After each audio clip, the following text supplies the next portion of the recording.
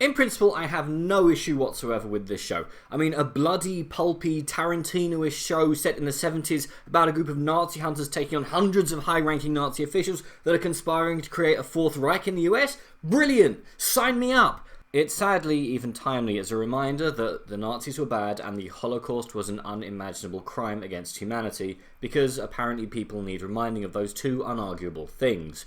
Which is as good an argument as any for prioritising history with many school curriculums, of which Hunters will form no part, not as long as Schindler's List exists. I'm fairly sure it's going to be studied in film classes though, mostly as a case study in how you really need to keep a consistent tone in your TV show.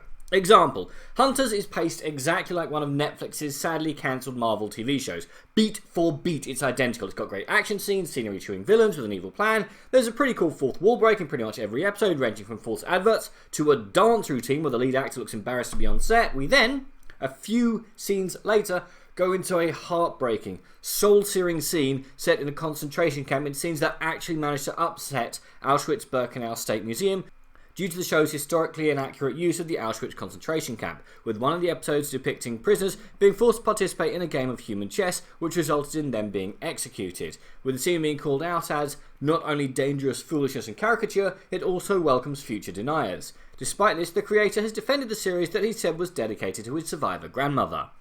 Yeah, that's a major part of my issue with this series. If they had stripped out the concentration camp scenes, then I think the series would have been a lot less polarising. I mean, who doesn't like to see loads of evil Nazis dying via various methods by a group of fun characters portrayed by characters? Seems to be having a lot of fun with some roles that are one-dimensional, some that get a lot of development, and others that are just sort of there. And that's in the morally ambiguous characters we're supposed to be rooting for.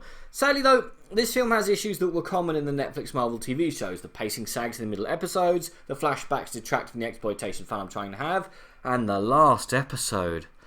Yikes, the last episode. I mean, I know that the job of the last episode is to tie up loads of loose ends, give us some hints for the next series, and not jump enough sharks to make 10 more Sharknado films, which this film does with plenty of sharks to spare. The last of which I saw coming and thought, no, they couldn't go there.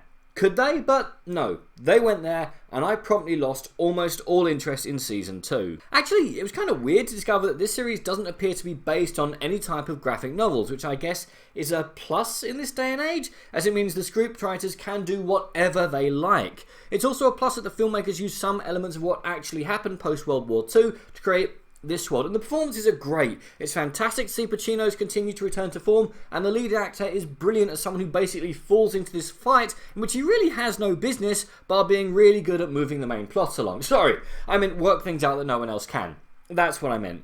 There's also one plotline that gets significant screen time but could have been removed completely, and beyond one pretty cool scene in the first episode, which could have stood on its own, could have been completely removed to no detriment in any way, shape or form to the central narrative. I mean, that's not to say that this series can't be fun in a kind of schlocky B-movie kind of way, but every single time it gets into its groove, there's a horrifying flashback during the war, which kind of kills the mood that was just getting going. But that's Hunters in a nutshell. It's got a lot of pluses. A great cast is absolutely killing it in their roles, a lot of fun in the 70s, some great music, and a fun grindhouse feel when it hits its stride. But on the other hand, it's a tonal nightmare. It gets a bit saggy at the midpoint and can do with some smoothing out of its plot lines, as well as completely rewriting the final episode and doing something about its whiplash-inducing tonal shifts.